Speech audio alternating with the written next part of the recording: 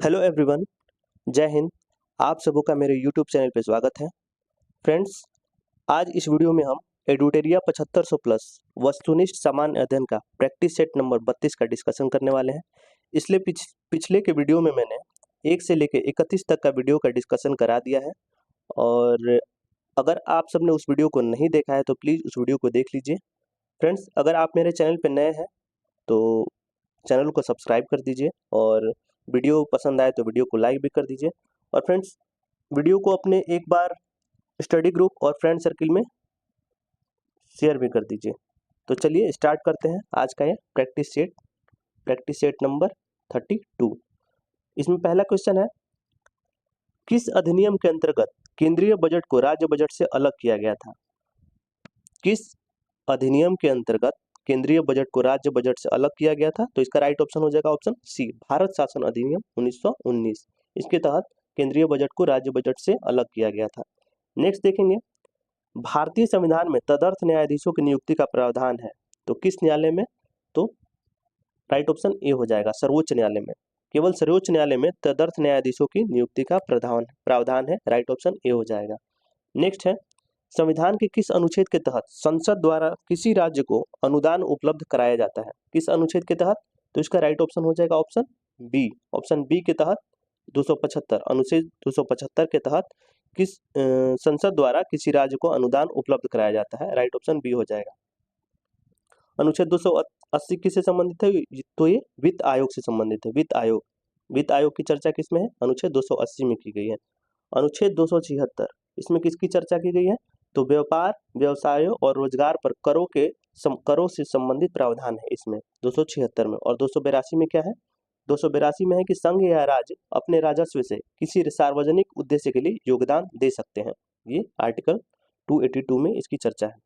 Next देखेंगे, निम्न में से कौन सा है संविधान संशोधन अधिनियम वस्तु एवं सेवा कर से संबंधित है?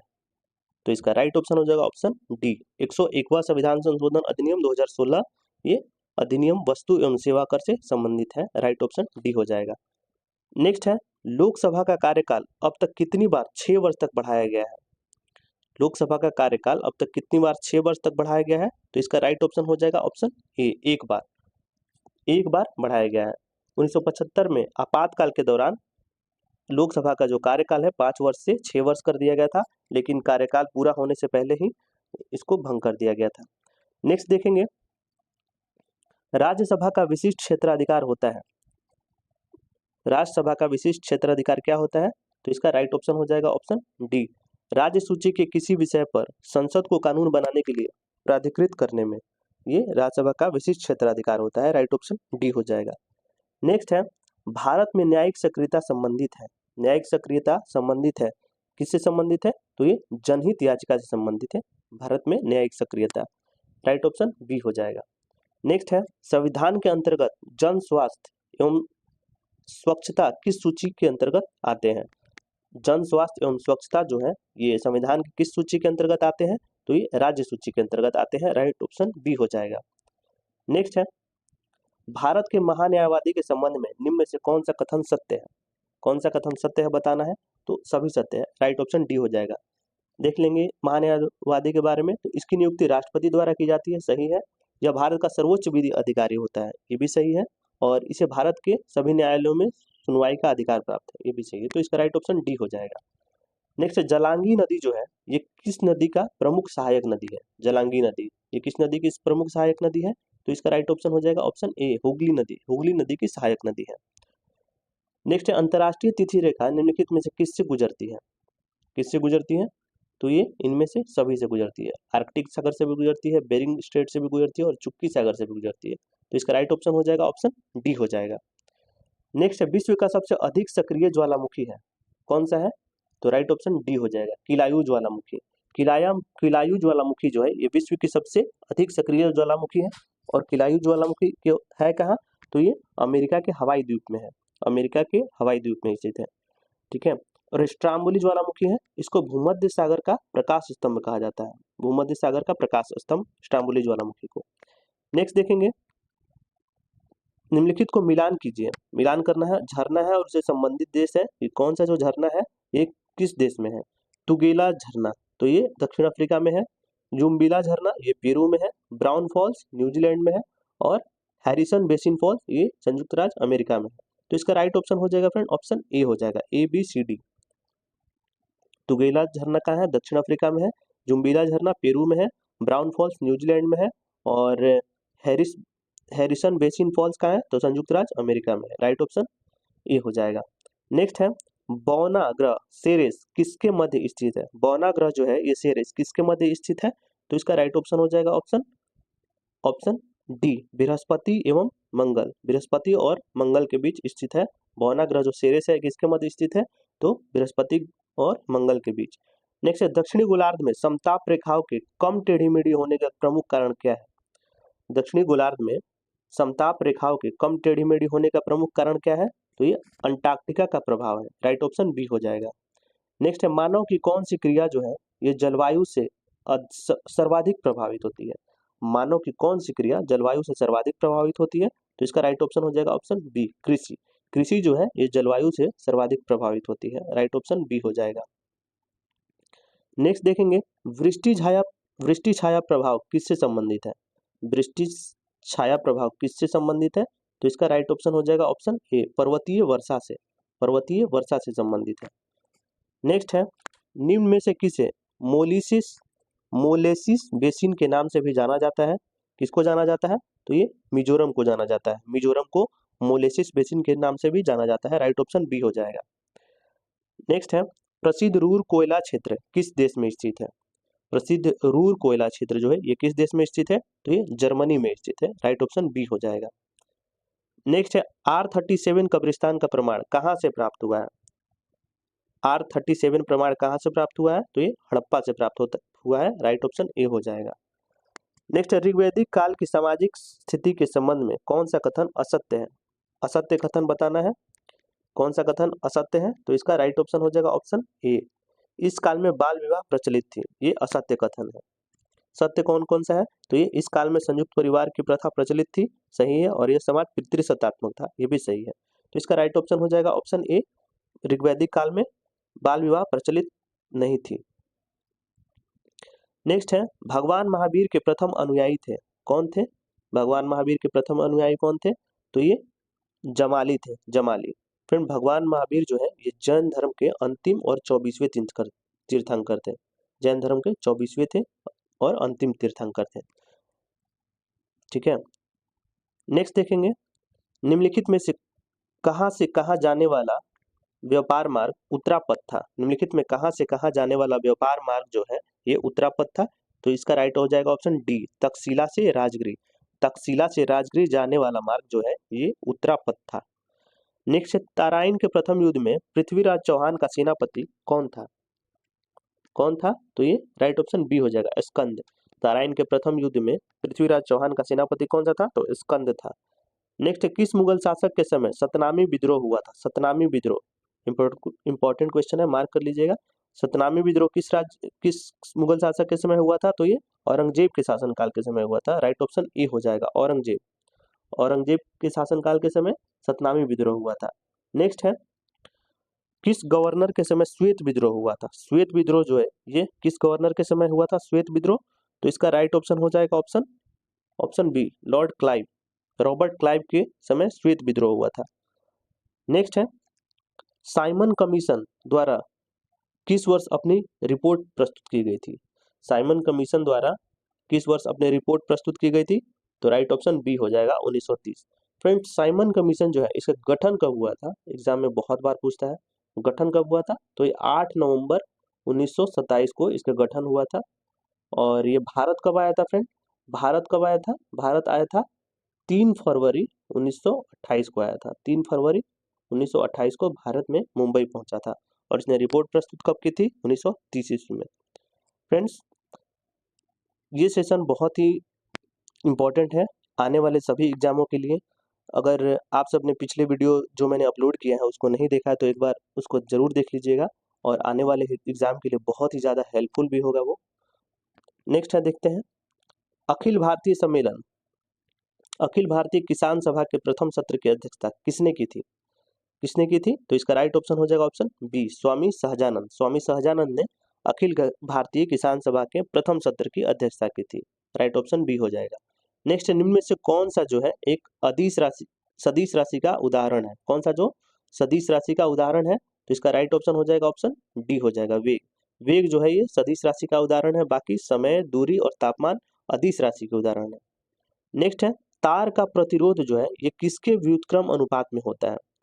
तार का प्रतिरोध किसके व्युत्क्रम अनुपात में होता है? तो इसका राइट ऑप्शन हो जाएगा ऑप्शन डी, अनुप्रस्थ क्षेत्रफल।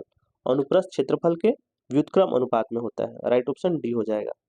नेक्स्ट देखेंगे, बल के संदर्भ में असत्य कथन का चयन करें। असत्य कथन बताना है बल के संदर्भ में, तो इसका राइट ऑप्शन हो जाएगा ऑप्शन बी, विपरीत दिशा में लगाए बल का परिणामी बल सदैव शून्य होता है। ये गलत है, असत्य है।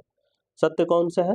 तो ये एक ही दिशा में लगाए बल जुड़े जाते हैं, सही है। एक बल दूसरे से छोटा, दूसरे से बड़ा, छोटा या बराबर हो सकता है, ये भी सही है। और बल में परिणाम एवं दिशा दोनों होते हैं, ये भी सही है।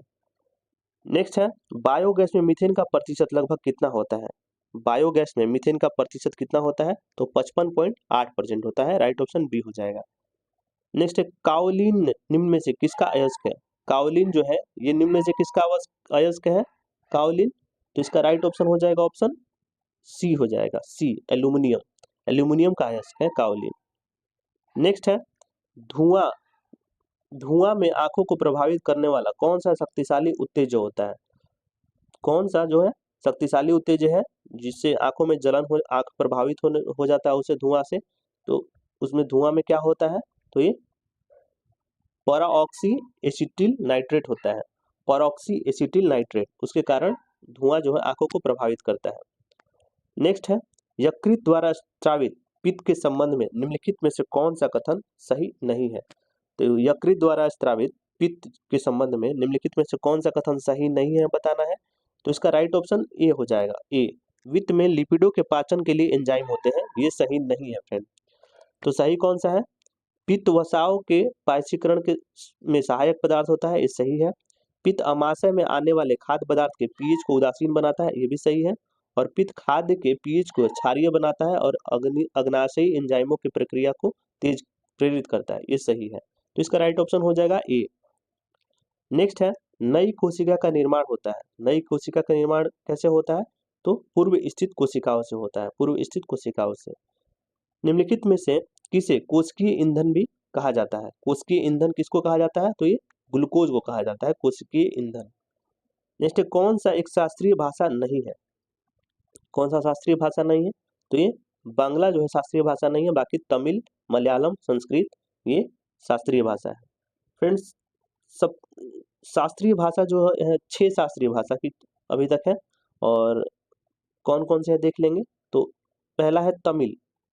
तमिल सबसे पहली शास्त्रीय भाषा थी और इसको मान्यता कब दिया गया था? 2004 में। फिर संस्कृत, संस्कृत को कब दिया गया था? 2005 में, ठीक है, 2005 में। फिर कन्नड़ था, कन्नड़ को कब मान्यता दिया गया था? 2008 में। फिर तेलुगु, तेलुगु को भी 2008 में, तेलुगु भी 2008 में।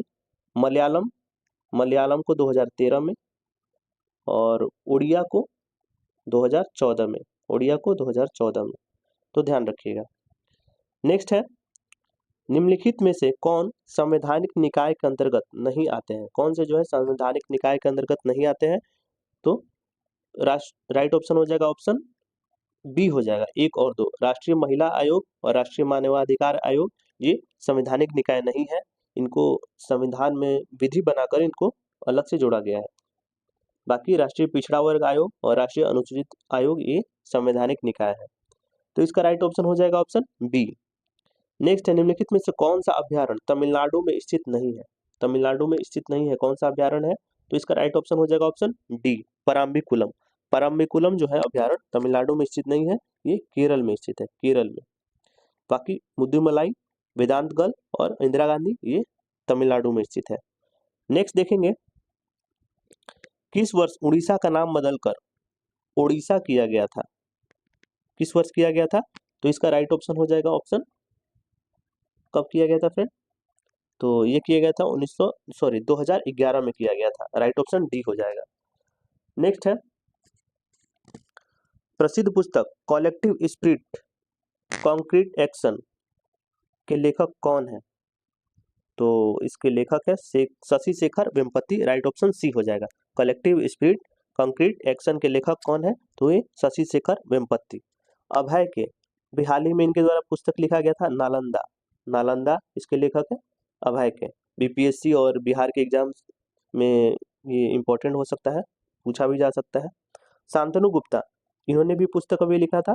शांतनु गुप्ता की इम्पोर्टेंट बुक है, अभी लिखी गई थी, the monk who became chief minister. The monk who became chief minister, ये योगी आदित्यनाथ पे इन्होंने पुस्तक लिखा था। तो इसका राइट ऑप्शन हो जाएगा फ्रेंड ऑप्शन सी हो जाएगा, 42 का सी हो जाएगा।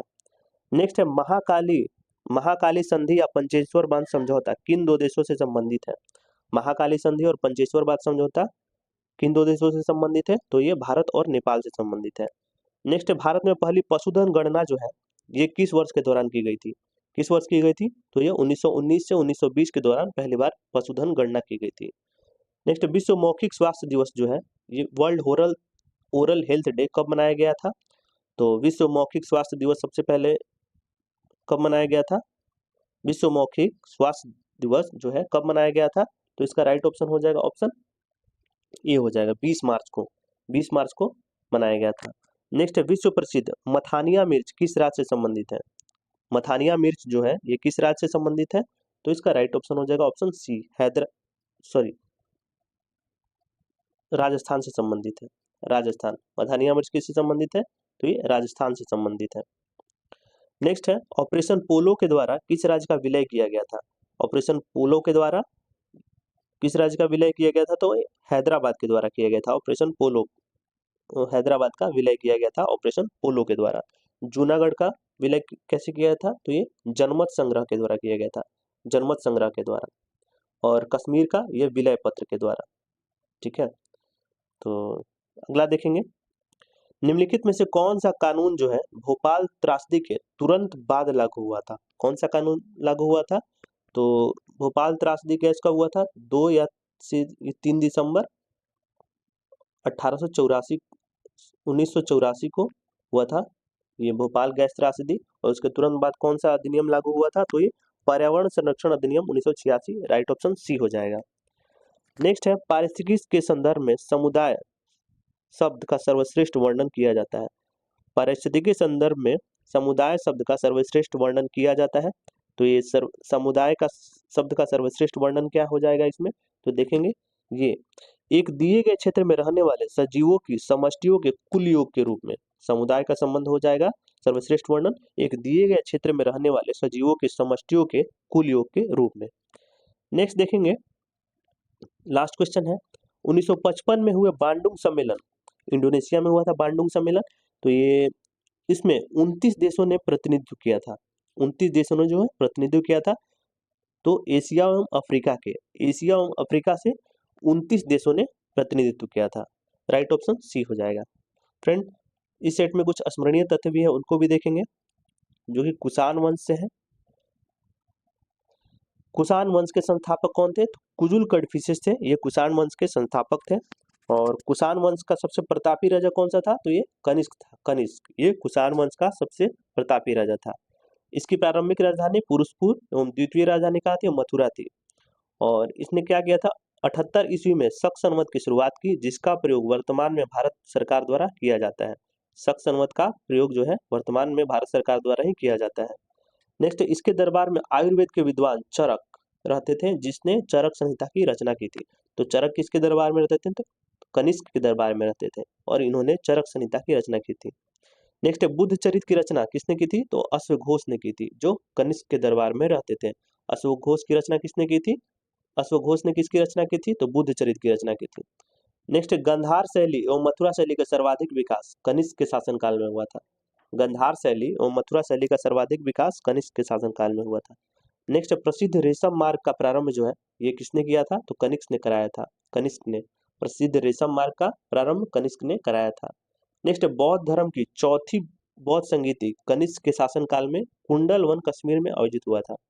बौद्ध धर्म की चौथी बौद्ध संगीति कनिष्क के ही शासनकाल में हुई थी और कहाँ हुई थी? कुंडलवन कश्मीर में आयोजित हुआ था। नेक्स्ट है कुषाण वंश के समय ही सर्वप्रथम बुद्ध की खड़ी प्रतिमा का निर्माण हुआ था।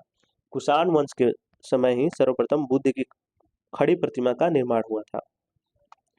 और कुषाण काल में सर्वाधिक विकास किस क्षेत्र में हुआ था? तो वास्तुकला के क्षेत्र में हुआ था। इंपॉर्टेंट क्वेश्चन है, हमेशा एग्जाम में पूछा गया है। कुषाण काल में सर्वाधिक विकास वास्तुकला के क्षेत्र में हुआ था। और कुषाणों ने सोने के सर्वाधिक शुद्ध सिक्के जारी किए थे। सर्वाधिक शुद्ध सिक्के किसने जारी किए थे? सोने के सर्वाधिक शुद्ध सिक्के कुषाणों ने जारी किए थे।